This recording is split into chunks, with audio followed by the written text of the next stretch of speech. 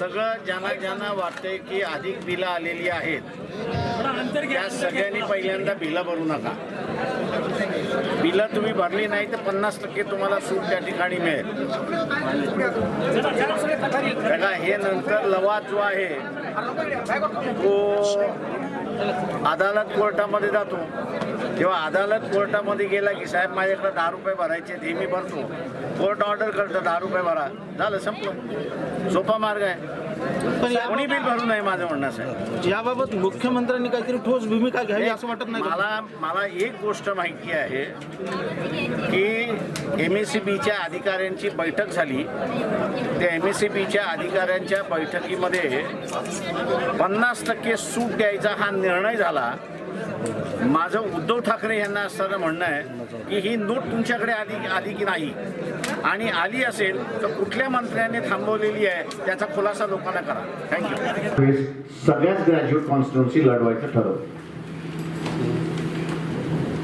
जो मतदार आहे त्या मतदाराला माझं आव्हान आहे की आम्ही ग्रॅज्युएशन झाले तसं आपणही ग्रॅज्युएशन झाले. ते ग्रॅज्युएट होता होता आपण फ्रस्ट्रेटही झालो. नेक्स्ट जनरेशन म्हणजे आताचा जो मतदार आहे त्याचा मुलगा असेल, मुलगी असेल, त्याच्या आयुष्यामध्ये हे फ्रस्ट्रेशन येऊ द्यायचं आहे का? ते येऊ द्यायचं नसेल तर वंचित बहुजन आघाडीचे उमेदवार पांचाळ जे आहेत त्यांना मतदान देऊ या स्वरूपाची चर्चा त्या विधान परिषदेच्या माध्यमातून महाराष्ट्रामध्ये सुरुवात झाली पाहिजे आणि योग्य शिक्षण जे आहे ते इथला बदल झाला पाहिजे असं मी त्या ठिकाणी मानतोय. 30 वर्ष त्याला पोस्ट ग्रॅज्युएशन करण्यामध्ये लागतात. त्याच्यानंतर 5 वर्ष त्याची असणारी जी रिसर्च मध्ये जातात त्या रिसर्चचा फायदा काही.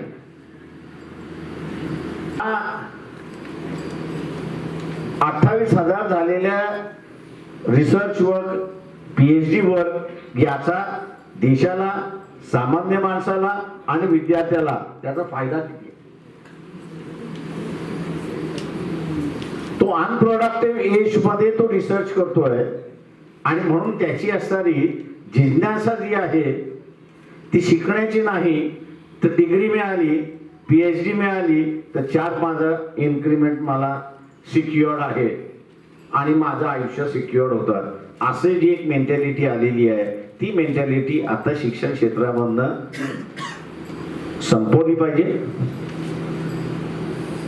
आणि तरच हे जे नरेंद्र मोदी बोलतात आहेत मेक इन इंडिया, त्याचं कॉपी करायचं आणि स्टॅम्प लावून द्यायचा मेक इन इंडिया. ते मेड इन इंडिया नाही, हा त्याच्यातला फरक आहे. आम्ही जे असणारे विदर्भातली जी आहे जे आम्ही ग्रॅज्युएट कॉन्स्टिट्युन्सी लढतोय, अपेक्षा ही आहे की आतापर्यंत शिक्षण क्षेत्रामधल्या हे जे मतदारसंघ आहेत, शिक्षक क्षेत्रामधला असणारा मतदारसंघ आहे, त्याच्यामध्ये अजेंडा नावाची असणारी गोष्ट कधीच राहिली नाही. कोणतरी कारखानदार येतो, कोणतरी पैसेवाला येतो, तो उभा राहतो आणि निवडणुका झाल्या, 2 जागा भरायच्या आहेत, त्याच्यामुळे 2 जागा भरली जाते. यावेळेस आम्ही असताना पाहतोय अमेरिकेच्या निवडणुकीमध्ये ट्रम्प आणि जो बिडेन यांचा आमनासामना झाला. लोकांनी ठरवलं कोणाला तसं होऊ द्या ना. आणि माझं आव्हान आहे, अजून 13 दिवस राहिलेले आहेत. 13 दिवसांमधले 2 दिवस फक्त इलेक्शन प्रचार बंद असतो. त्यांनी तारीख सांगावी, या तारखेला इथे, या तारखेला इथे, या तारखेला इथे. पांचाळचा सगळा कार्यक्रम कॅन्सल करून आम्ही तिथे असताना हजर राहतो आणि लोकांना डिसाईड करू द्या की त्या मतदारसंघामध्ये आपला प्रतिनिधी पांचाळ पाहिजे की राष्ट्रवादी आणि काँग्रेस यांचाच असला पाहिजे. आणि म्हणून त्या दोन्ही उमेदवारांनी हे आव्हान स्वीकारावं असं मी त्यांना आव्हान करतोय. त्यांनी स्वीकारलं तर सगळ्या सोयी आम्ही करायला त्या ठिकाणी तयार आहोत. पण त्यांनी स्वीकारलं तर लोकांसमोर या मतदारसंघाची आवश्यकता आणि या मतदारसंघाच्या उमेदवाराकडून काय अपेक्षा आहे याची असणारी बांधणी लोकांसमोर जाईल आणि ते असणार हे त्यांनी दिलेलं आहे. Schedule caste and schedule caste माझ्या बरोबर जे कार्यकर्ते राहतात त्यांचाच मी विचार करतो. ते सोडून गेले त्यांचा कशाला विचार करतो. मला कॉमेंट 1,40,000 फॉर्म जो भरना होता है उसको हम लोग ने शुरुआत किया है और उतना उसे वो तुमको डुप्लीकेट बना के ही देते इसलिए वो कहते उनका भी स्टैंड क्या है मालूम है USA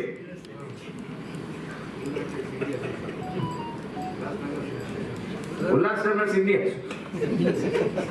ज्या नियोजनानं वंचित बहुजन आघाडीची स्थापना झाली होती त्याच्यासाठी जो संविधानिक उद्देश ठेवला गेला होता त्याबद्दल आपला आज काय आणि आज सुद्धा वंचितांना राजकारणामध्ये सामोरे आणण्याचा आणि तोही या देशाचा मोठा घटक आहे हे समोर आणलेलं आहे. फोडाफोडी फक्त असताना वंचित बहुजन आघाडी जी चालली आहे त्याचं एकच कारण आहे की हा फोर्स जर वाढला तर इथल्या श्रीमंत मराठ्यांची सत्ता जाईल आणि गरीब का क्या करने का तो कांग्रेस को छोड़ने के लिए तैयार ही नहीं है मुसलमान, क्या करेंगे. तो दूसरों को लाइन मारने भी नहीं देते हो. मध्ये सुद्धा लढली तर ती 7-8 जागा तिथेही निवडून आणणार. याचं कारण की त्या म्हणजे वेस्ट बेंगॉलच्या असेंब्लीमध्ये 7-8 मुस्लिम नेहमी निवडूनच येतात. कधी डाव्याच्या निवडणाने येतात, कधी तिथे असं काँग्रेसच्या नावाने येतात, आता ते MIMच्या नावाने येतात. औरंगाबाद सर ताकत बढ़ रही कि नहीं है सवाल है सर MIM की ताकत बढ़ रही है मुझे नहीं दिखता पड़ रही है. औरंगाबाद ठीक है, मैं वही कहा ना, बिहार की असेंबली मुसलमान नहीं था. बिहार की असेंबली में मुसलमान प्रतिनिधि था या नहीं था? पहले से कम हो गए सर. कितने कम हो गए? हम जो 6-7 आपने कभी सोचा क्यों कम हो गए? आपसे युति नहीं हुई से नीति छोटी. मैं उनके छोटे से कब्जे से मैं उनको छोटे के कब्जे से उनको एक ऑल इंडिया फिगर बनाना चाहता था. सर आपने MIM से युति करने के बजाय अगर मुसलमानों से युति करने का फैसला लिया होता इससे पहले तो शायद आपके साथ भी मुसलमानों का चेहरा की कौन है मुझे बताओ. मुसलमानों की कोई संगठन है तो एक बनता है. अब ऐसा है कि MIM ने तेलंगाना से शुरुआत की, वहां पर उनकी अपनी पकड़ थी. उसके बाद में वो महाराष्ट्र आए कि जहां पर उनको 2-3 सीटें मिली वहां पर, और मुसलमानों की एक आशा जागी कि वे एक अपना संगठन खड़ा हो रहा. उसको अगर वो डेवलप कर देते तो शायद मेरे ख्याल से 3-1 साल में ओवैसी साहब जो है वो मुसलमानों के नेता ना होते, वो ऑल इंडिया के नेता होते. मुसलमानों का इशू उनके जहन में हमेशा होता, उनके दिल में हमेशा होता, उसमें नहीं, लेकिन एक देश के नेता भी वो बनते. आप वो दोबारा उसी चक्कर पे गए कि मुसलमानों का नेता. मगर उन्होंने तो कभी नहीं कहा वो मुसलमानों के नेता है. वो स्टेज से कहते हैं कि मैं नहीं हूँ मुसलमानों के नेता. सवाल ऐसा है कि तुम उसके बाहर ही नहीं निकल रहे हो, और हम लोग ने उनको उससे बाहर निकाला. साहेब आता महानगरपालिका आहे औरंगाबादमध्ये तर ते MIM सोबत अजून युती करणार का वंचित बहुजन आघाडी? काय म्हणाला आम्ही नाही करणार आहोत. मग त्यांना चर्चा चालू आहे म्हणजे गफार कोण? खाद्री डॉक्टर गफार खाद्री म्हणजे चर्चा चालू आहे आपल्याशी.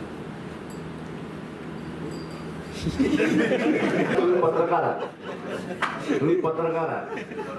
मला ज्यांनी असं फारुकनी जे ब्रीफिंग दिलं त्या ब्रीफिंग मध्ये आपण जायचं नाही असं त्यांचं ब्रीफिंग होतं. पण तुम्ही नांदेड मधलेच आहात, फारुकही नांदेड मधलाच आहे, त्यामुळे तुमच्याकडे अधिक माहिती आहे का हे तुला बघावं. आपल्यासोबत आहे की फंक्शन हे सांगितलं नाही, चर्चा आहे हा? चर्चा चालू आहे. ते वंचित मध्ये येतात ती चर्चा आहे का? था कि जो ईएम फिर से जो है संशयित है, तो इसकी पैरेलल प्लानिंग बना के पूरे अपोजिशन पार्टी से खड़े होकर क्यों नहीं करते? आईटी के सेक्टर में अगर सबसे बड़ा किसका दिमाग चलता है तो मुस्लिम विद्यार्थियों का चलता है, वही इसका जवाब निकाल सकते. सर दिल्ली बाकी मुझे थोड़ा सा संदेह है. सर आपने अभी बताया कि डिग्री और पीजी होने तक स्टूडेंट्स की एज 30 हो रही है, हाँ 30 से ज्यादा हो 30 से ज्यादा हो रही है, तो ये स्टूडेंट्स के ऊपर एक प्रकार का अन्याय है. अन्याय है अभी.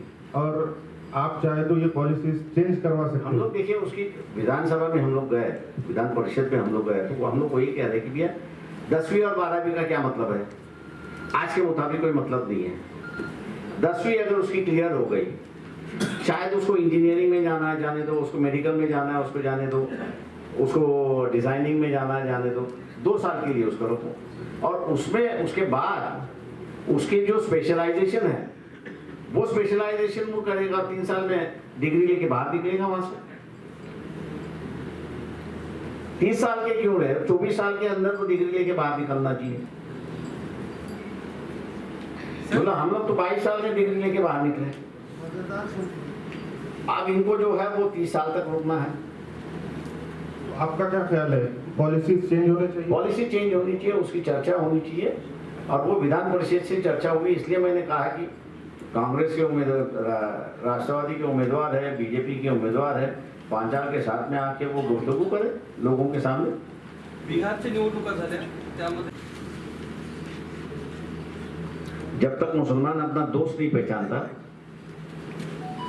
तब तक ये दंगे की राजनीति खत्म नहीं होगी. मुसलमान ये है कि सोचता नहीं, जज्बाती है. मैं मुसलमानों से ये पूछता हूँ कि 1990 के बाद 2004 तक कोई दंगे हुए देश भर में, क्यों नहीं हुआ? इसलिए कहा ना कि मुसलमान जज्बाती है, दिमाग से राजनीति नहीं करता. और हम लोग वही मौलवी से कह रहे हैं कि भैया आप थोड़ा सा इस पर अध्ययन करो, लोगों को जागरूक करो कि आपके दोस्त बता. 2090 में आपकी राजनीतिक दिशा जो थी वो बदल गई. आप सवर्णों की राजनीति नहीं कर रहे, सवर्णों के राजनीति के साथ नहीं थे, आप अवर्णों के राजनीति के साथ. एक सोच बदली और दंगे की राजनीति खत्म हुई, और उसके बाद में बम ब्लास्ट की राजनीति शुरुआत हुई. आप मुझे बताओ, ये नांदेड़ का मसला तुम लोग ने, मुसलमानों ने क्यों नहीं पकड़ के रखा?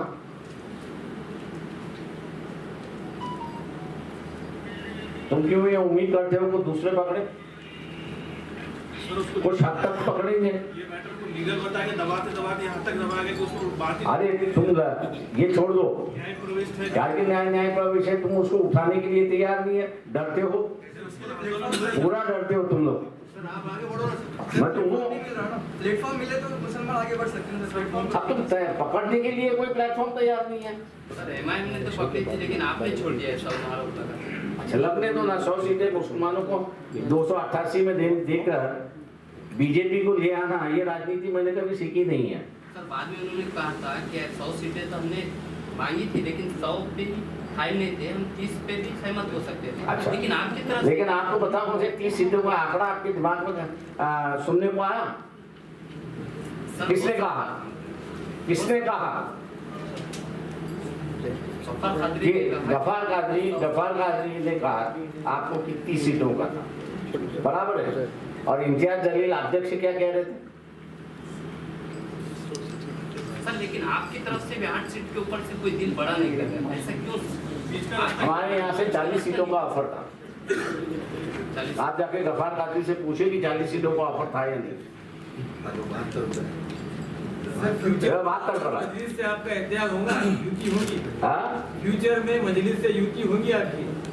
बिल्कुल नहीं, सर फिर क्योंकि मुसलमान इस बात को एहसास नहीं कर रहा है कि जो हिंदू वोटर इम्तियाज को वोट दिया, आज उसकी हालत क्या है? गाली खा रहा है वो. सर बिहार इलेक्शन के टाइम पे अफवाह चल रही थी कि आपकी युति होने वाली है, तो उसके ऊपर आपका क्या कहना है? मैं खाली प्रचार के लिए गया था वहाँ पर, और यशवंत सिन्हा ने एक फ्रंट बनाया था, प्रोग्रेसिव डेमोक्रेटिक फ्रंट, कि जिसमें पप्पू यादव थे, ये 2 भाग के गए, उसमें पहले थे।